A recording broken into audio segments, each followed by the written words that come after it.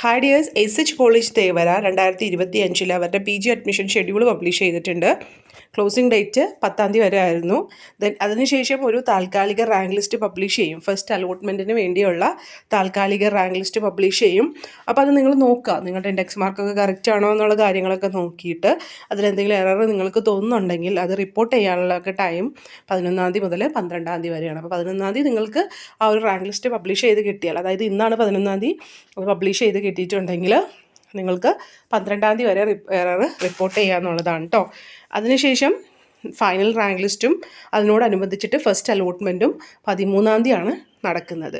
ഇനി first allotment കിട്ടിയ കുട്ടികൾ 16 കോളേജിൽ പോയി ജോയിൻ ചെയ്യേണ്ടത്. അപ്പോൾ അതിന് മുമ്പായിട്ട് അവരൊരു ഡീറ്റെയിൽ ഷെഡ്യൂൾ ഇന്ന റാങ്ക് മുതലെന്നോ അല്ലെങ്കിൽ വെന്യൂ അങ്ങനെയുള്ള കാര്യങ്ങളൊക്കെ വെബ്സൈറ്റിൽ നിങ്ങൾ നോക്കണം.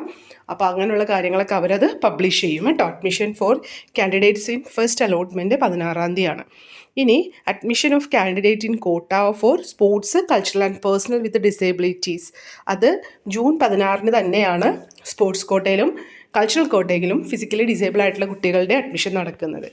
ഇനി SC/STക്ക് ഒരു സ്പെഷ്യൽ അലോട്ട്മെൻറ്റ് ജൂൺ 19 നടത്തും.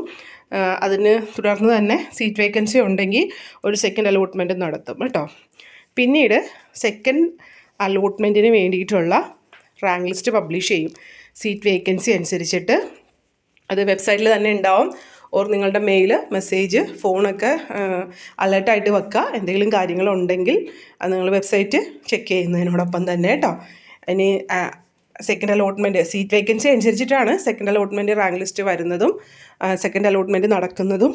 അതുപോലെ തന്നെ ക്ലാസ്സുകൾ തുടങ്ങുന്ന ഡേറ്റും അവർ പിന്നീട് അറിയിക്കും എന്നാണ് പറഞ്ഞേക്കുന്നത്. ക്ലോസിംഗ് ഡേറ്റ് അത് യൂണിവേഴ്സിറ്റി MG യൂണിവേഴ്സിറ്റിയുടെ അണ്ടറിലായതുകൊണ്ട് തന്നെ MG യൂണിവേഴ്സിറ്റിയുടെ ആ ഡേറ്റ് ആയിരിക്കും മിക്കവാറും ഫോളോ ചെയ്യുന്നത്. അതിൻ്റെയൊക്കെ ഇൻസ്ട്രക്ഷൻ അവർ വെബ്സൈറ്റിൽ പബ്ലിഷ് ചെയ്യും കേട്ടോ.